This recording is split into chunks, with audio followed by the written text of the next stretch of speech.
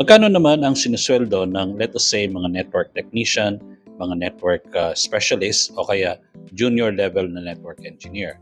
Actually, ang pasweldo ng mga kumpanya, nagbe-base yan sa mga different factors. Mga factors katulad ng educational attainment mo, yung skills na meron ka, yung experience of course na meron ka, and syempre, yung certification level na hawak-hawak mo.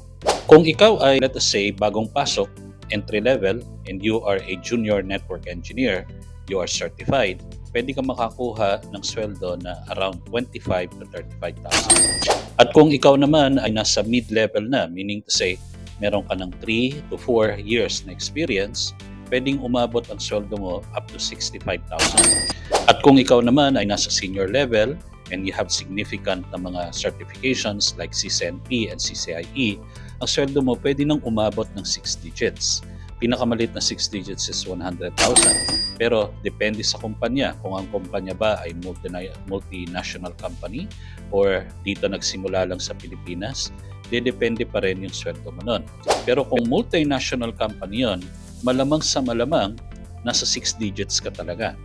So kung ang mga factors na yon na binanggit ko, no, katulad ng skills, ng experience, ng certification level, yung nagsama-sama mo, and you are employed in a multinational company, definitely malaki talaga ang sweldo mo as a network engineer.